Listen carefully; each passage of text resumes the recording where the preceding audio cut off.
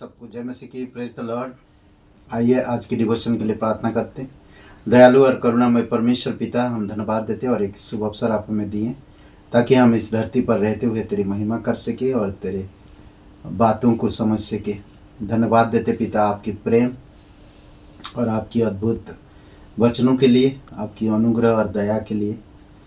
आप बुद्धि दो पिता, बुद्धि और समझ दो ताकि हम आपकी वचन और आपकी राज्य को समझ सके और हमें स्थिर करो और हमारी अगुवाई करो कि हम आत्मिक उन्नति कर पाएँ और आत्मिक राज्य में बढ़कर आगे बढ़ सके और आपकी इच्छा को पूरी कर सके।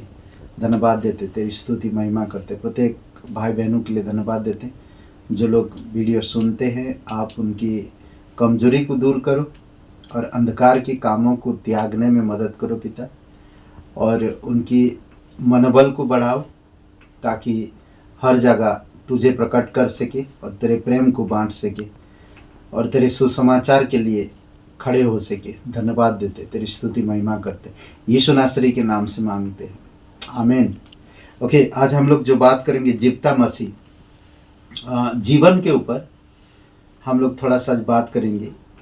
तो यीशु मसीह जीवन के ऊपर क्या दर्शाते हैं और जीवन को कैसे वो बताते हैं, देख सकते हैं। जीवता मसीह नींव, आपूर्ति, भोजन, सामर्थ, पहुँच, संयुक्ति, महिमा, ये जो बातें हैं एक जीवन में जीवन को प्रकट करता है, जो हम देख सकते हैं। एक नींव, तो जीवते परमेश्वर के पुत्र के रूप में वह कलीसिया का आधार है। मत्ती का 16:16 में जब सिमन लोगों से पूछा गया कि तू कौन है, तो कोई गुरु कहता, कोई भविष्यवक्ता कहता, कोई एलिया कहता, तो कोई नबी कहता है, कोई अच्छा शिक्षक कहता है। पर जब चेलों से पूछा, पतरस ने जवाब दिया कि तू जीवते परमेश्वर का पुत्र मसीह है। तो जीवन है उसके पास और वो जीवन का नींव है, और वही आज कलीसिया का सिर है, और कलीसिया उसी के द्वारा स्थापित हुआ है, मसीह के द्वारा। उसमें जीवन है और वही जीवन सबको देता है। आज हम कलीसिया आते क्यों है? कलीसिया का आने का मतलब है कि हम जीवन लेते हैं, यानी कि जीवन के पास आते हैं। कई बार हमारी रोज़मर्रा जीवन में हम मरते हैं, और जब हम कलीसिया आते हैं सप्ताह में एक बार, तो हम जीवन को प्राप्त करते हैं। नींव, यीशु मसीह जीवन का नींव है। आपूर्ति, आपूर्ति का मतलब सप्लाई, आपकी हर एक आपूर्ति को प्रदान करता है। जैसे कि जीवन के लिए क्या चीज़ की ज़रूरत? जल, पानी, पानी की ज़रूरत है। तो यहाँ पर कहता है कि जीवन का जल के रूप में वह आपूर्ति करता और संतुष्ट करता है। हम लोग एक गाना गाते हैं ना, जीवन का जल यीशु मसीह है, और वो गाना हमें तृप्त करता। सारों का गुलाब ना, तू मुझे जल देता और मैं तृप्त होता। अद्भुत है ये गीत। और हम देखते हैं कि कैसे वो आपूर्ति करता, जीवन को हमारी पूर्ण करता, कैसे हमें संतुष्टि करता है, कैसे हमारी जीवन को शांत और जल से भर देता। जल क्या काम करता है? जीवन लाता है ना, जल जीवन लाता है। देखेंगे कई बार गर्मी के समय में कई सारे पेड़ पौधे सूख जाते हैं और चारों तरफ सूखे सूखे दिखता है, पर जब बारिश एक आता है तो चारों तरफ हरा भरा कर देता, और जो सूखे पड़े थे पेड़ भी, उनमें भी जान आ जाता है। वो यीशु है जो आपकी घटी को पूरा करता है, सप्लाई करता है। और यूहन्ना 4:10 और 11 वचन में जिस प्रकार से कहा गया, भोजन, यीशु मसीह ने कहा जीवन की रोटी के रूप में वह भोजन कराता और पोषण करता है। यूहन्ना 6 और वचन 51 में 51 में, जीवन की रोटी मैं हूँ, जो मेरे पास आएगा वो कभी भूखा नहीं रहेगा, जो मेरे पास आएगा वो कभी प्यासा नहीं रहेगा। ये आत्मिक भोजन के बारे में बात करता। और सामर्थ हम देख सकते हैं यीशु मसीह में जो सामर्थ है वो जीवन के सोते के रूप में मसीह में से जीवन के जल की नदियां बह निकलेगी। यानी कि जब हम यीशु मसीह के पास आते हैं तो हमारे अंदर से एक जीवन की जल की सोते बह निकलते हैं। 7 का आई थिंक 37 यूहन्ना 7 का 38 वचन में, जो मुझ पर विश्वास करेगा, जैसा पवित्र शास्त्र में आया है, उसके हृदय में से जीवन के जल की नदियां बह निकलेगी। जब हम यीशु के पास आते हैं, यीशु हमें जीवन देता, क्योंकि जब मरे हुए चीज़ कुछ नहीं कर सकता, वो कभी दूसरों को जीवन नहीं दे सकता।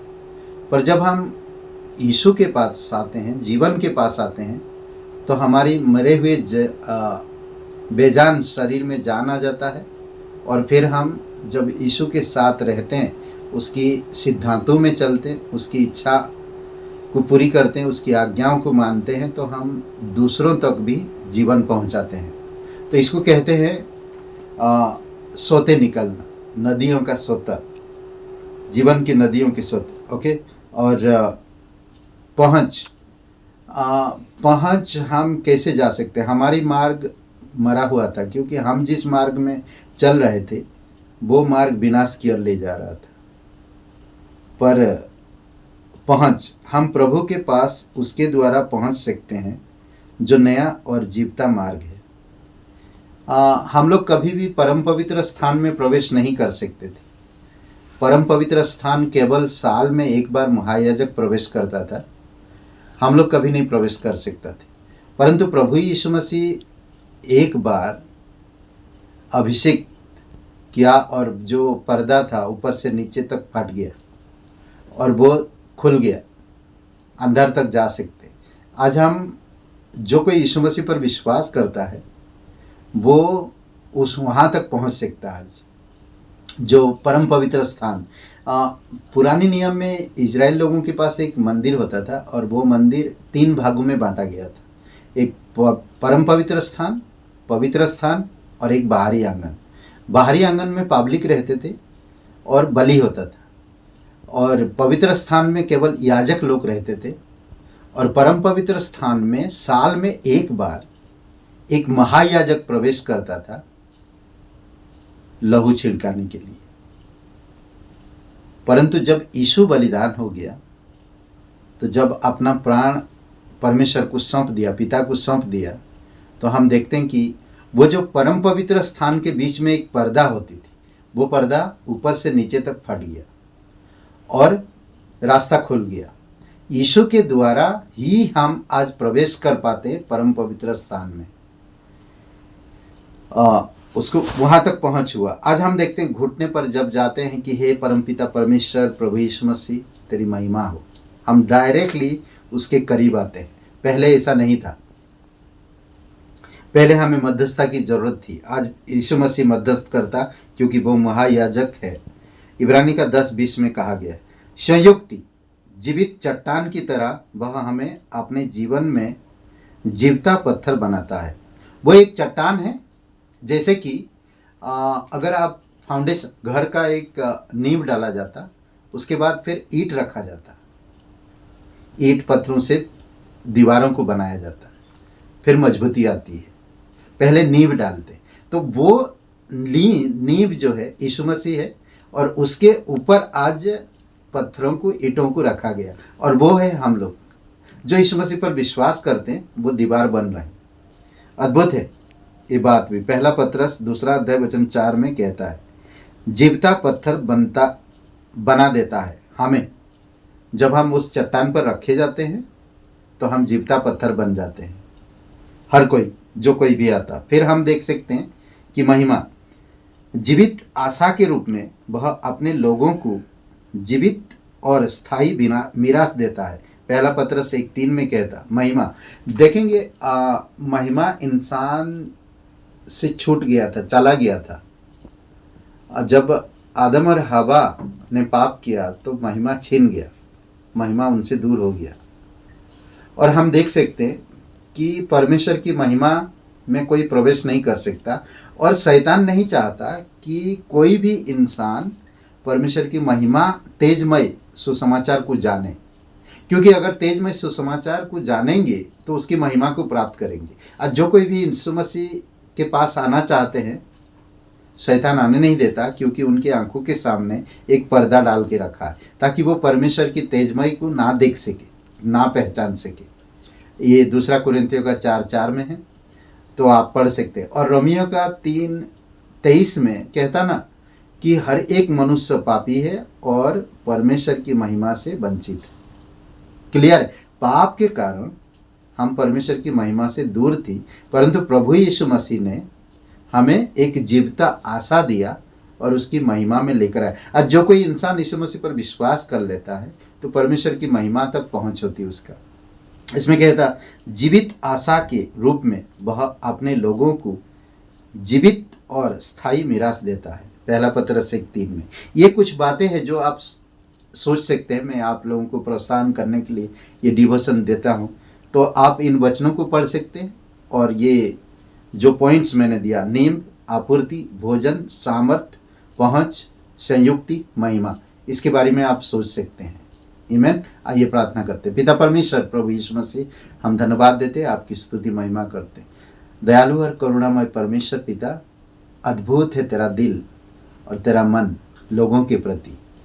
कैसे भी हालात में इंसान क्यों ना हो, आप उनको संभालते हो, आप उनको प्रोटेक्ट करते हो और उन्हें बचाते हो और उनकी आपूर्ति को पूरा करते हो और उन्हें अपने साथ बनाए रखते हो। धन्यवाद देते, तेरी स्तुति महिमा करते, यीशु नासरी के नाम से मांगते हैं, आमीन। ब्रदर एंड सिस्टर, सबको जय मसीह की। Praise the Lord. शुभ रहे दिन आपका। लाइक करिए, कमेंट करिए, शेयर करिए। बहुत बहुत धन्यवाद।